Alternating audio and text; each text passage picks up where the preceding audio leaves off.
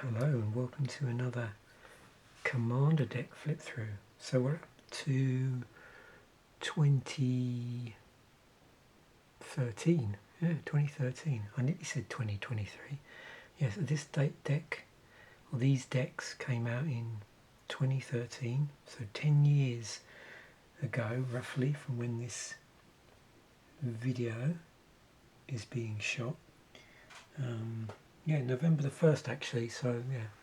This is being shot in, where are we? April of 2023. So not quite 10 years, but fairly close. Well, another 6 months or so. Close enough. Same year. So this was the green, white, blue deck. And over the coming weeks, I'll be working my way through each deck and flipping through the artwork. With these, I'll include a link to the original videos that I shot. Tempting fate now, I'm pretty sure I did openings of all of these, but I'll clarify that in the descriptions for the videos. So yeah, this Evasive Maneuvers deck, which had Derevi as the main commander. So green, white, blue, and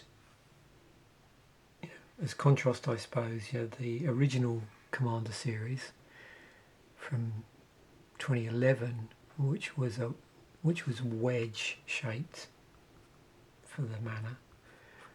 This is shards here. So let's flip through the artwork. There is some semblance of organisation within here. You can see I've got the commanders, both the lead commander and the alternates at the top.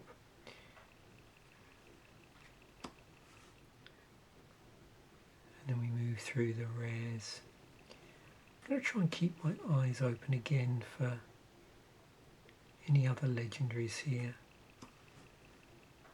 because I always got the feeling that one particular year there was a lot of legendary creatures in the decks, but we'll see.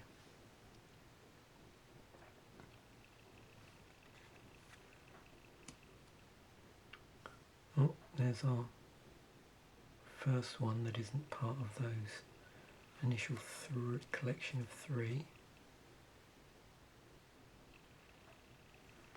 and another one.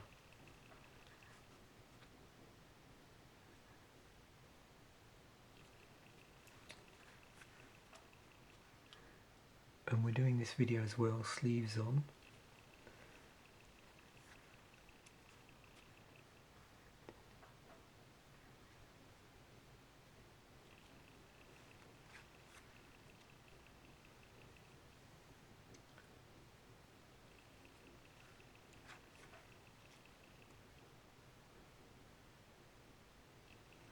I remember how exciting it was at this point, whenever a new Commander product came out, because they'd skipped over a year in terms of decks. So 2012 had that Commander arsenal, which was really hard to get hold of.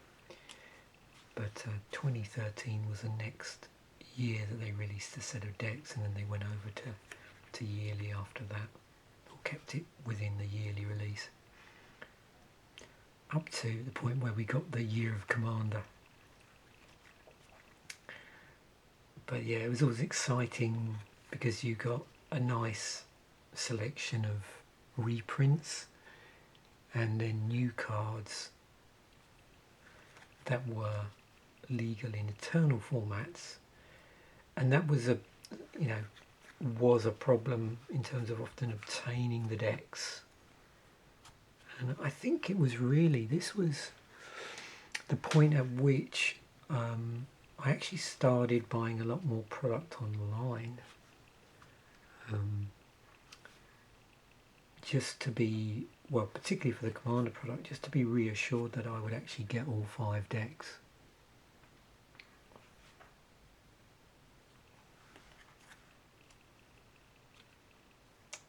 up to that point, I think I'd primarily been buying from local game stores, with the occasional sort of hard to find older packs, buying those online because it was still in the well, probably more in the 2011s, 2012s, it was still, you know, relatively easy and cheap to buy single packs, and the art of booster box scanning I don't think was so well known.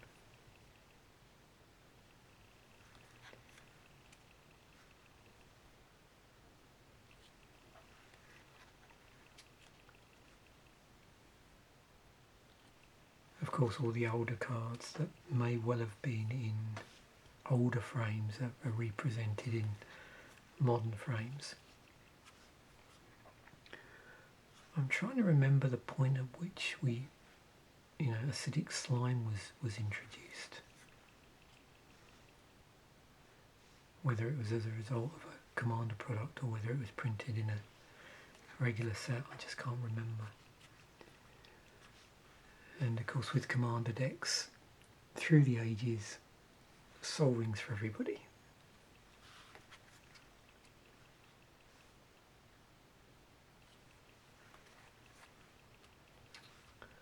Always interesting to see in the artifacts section how there's additional help for mana fixing in these multicoloured decks. Yeah, Dark Steel Ingot was turning up quite a bit.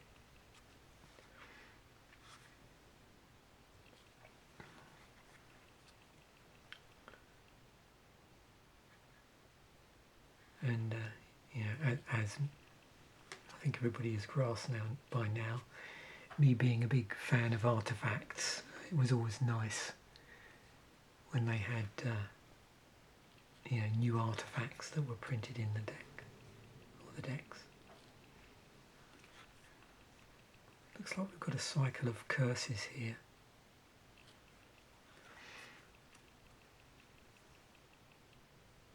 Yeah, and beyond the cycle of legendary creatures for the deck, the three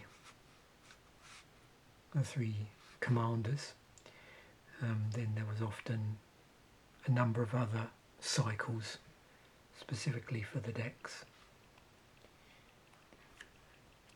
So it was nice to see control magic there. Brings a smile to my face. In fact, yeah, just going through these decks always brings a smile to my face.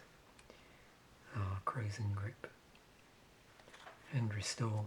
Of course we're in green, so should see some excellent ramp cards in here. At this point as well, they weren't doing anything unusual with the set symbols, in the newer Commander products. They'll often indicate which cards are from a particular set that the Commander products released around. But at this point that wasn't a thing. I'm not sure if they've done anything particularly with the set numbering as well. Can't remember. And it's a little bit too tiny for me to evaluate on the fly.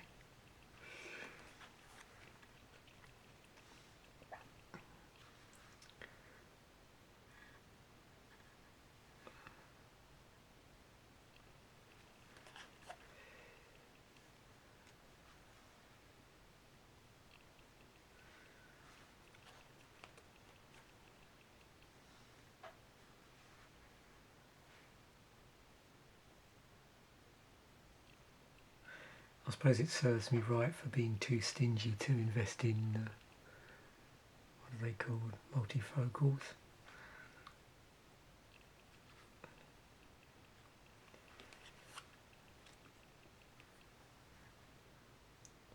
So I spend half the day with my glasses on top of my head probably.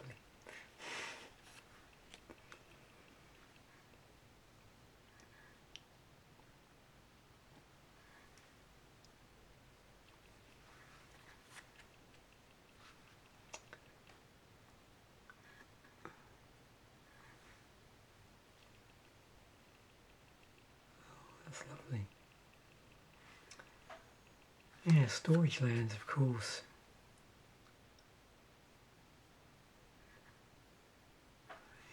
I find things like the storage lands don't always get enough love.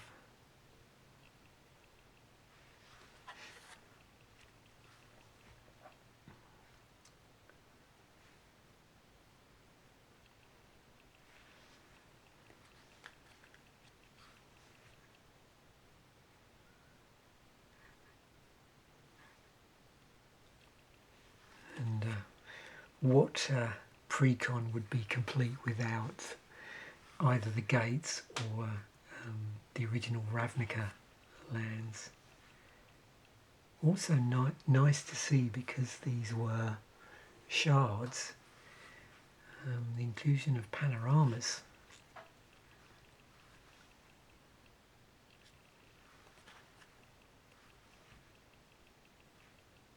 And yeah, I'm definitely getting the warm fuzzies.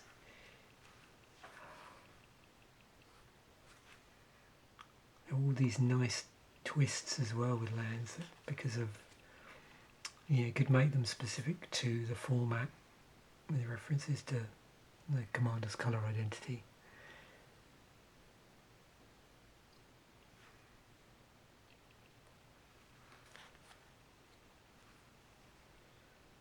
I had the cyclers as well, at least one anyway. More gates.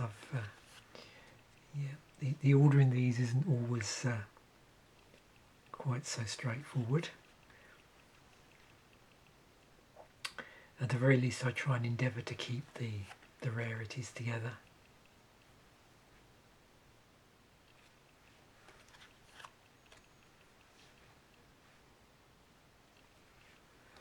And then finally, we get on to the bit we've all been waiting for, which is the basic land artwork. So you can see here we've got the three colours. I'll probably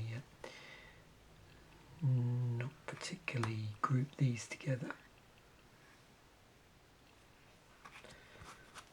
but as you can probably gather, we're going to see three pieces of artwork, maybe four. Actually four here. So yeah, four pieces of artwork.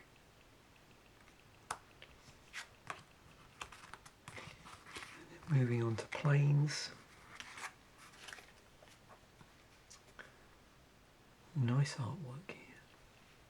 Very nice.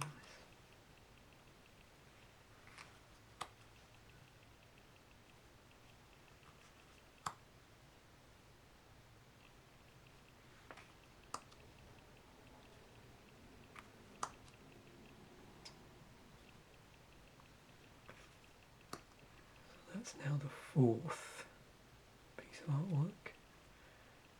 A little bit of repetition there.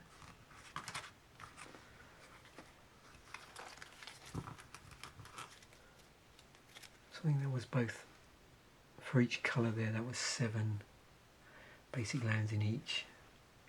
Let's have a look at the forests.